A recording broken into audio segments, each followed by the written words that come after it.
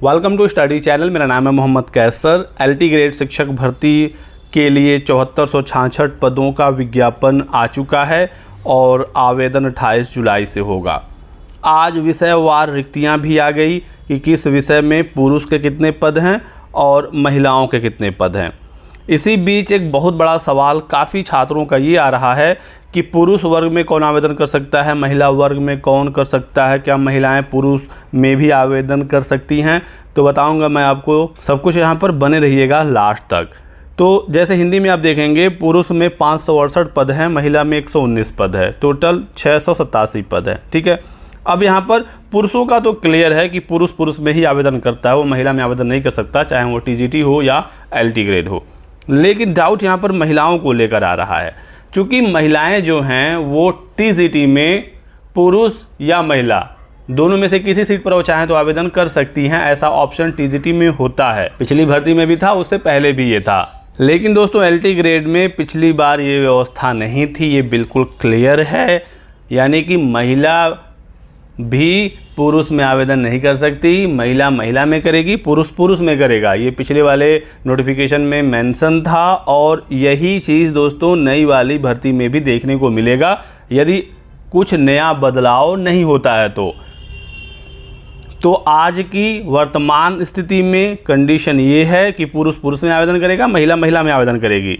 तो अंग्रेजी में जैसे 540 पुरुष के पद हैं, इस पर सिर्फ पुरुष आवेदन करेगा और 113 महिला की सीटें, इसमें सिर्फ महिलाएं आवेदन करेंगी। टोटल 653 सीटें हैं। तो कोई यहाँ पर डाउट अब है ही नहीं। जब कोई दूसरे वर्ग में जा ही नहीं सकता तो कोई डाउट का सवाल ही उत्पन्न नहीं होता। जो जिस जेंडर का है अपने में आवेदन करेगा। अब मैं इसका प्रूफ भी दिखा देता हूँ ताकि ये डाउट ख़त्म हो जाए, क्योंकि बहुत सारे जो बड़े बड़े चैनल्स हैं, सो कॉल्ड बड़े बड़े चैनल, वो ये क्लेम कर रहे हैं कि महिलाएं पुरुष में आवेदन कर सकती हैं। लेकिन दोस्तों ऐसा नहीं है, ये कंडीशन टीजीटी में होता है। ये आप देख लीजिए 2018 एलटी ग्रेड का नोटिफिकेशन है, फॉर्म भरने की डेट वगैरह देख सकते हैं, ये 2018 का है। तो पुरुष शाखा की बात करें, टोटल 5454 रिक्तियाँ थीं और इसमें कुल अलग अलग 15 विषय शामिल थे। इसमें 14वें पर गृह विज्ञान है, 15वें पर कृषि है। कृषि में देखेंगे आप तो टोटल 19 पद हैं पुरुष वर्ग में। ठीक है, याद रखिएगा, कृषि में 19 पद हैं पुरुष वर्ग में। अब आ जाते हैं महिला में आप देखेंगे दोस्तों तो टोटल 14 ही विषय यहाँ पर हैं, 15वां विषय नहीं है।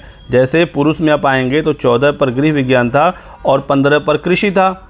ठीक है, लेकिन महिला में 14 पर गृह विज्ञान है, 15 पर कृषि नहीं है, यानी कि कृषि की जो सीटें हैं वो महिला वर्ग में थी ही नहीं 2018 में। ये आपने साफ साफ यहाँ से देख लिया। ठीक है, अब इसका क्या मतलब है, मैं क्यों आपको ये चीज़ दिखा रहा हूँ।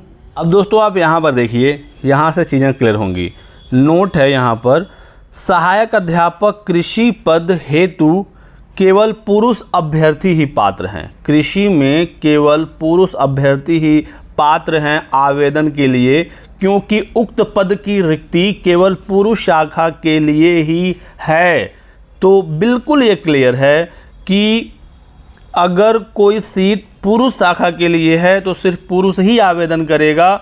चूँकि कृषि की सीटें महिला वर्ग में नहीं आई थी, इस वजह से महिलाएं कृषि विषय से आवेदन कर ही नहीं सकती। यदि महिलाएं पुरुष और महिला दोनों पर आवेदन करती, यदि वो एलिजिबल होती तो वो कृषि पुरुष पर भी आवेदन कर सकती थी, लेकिन ऐसा नहीं है।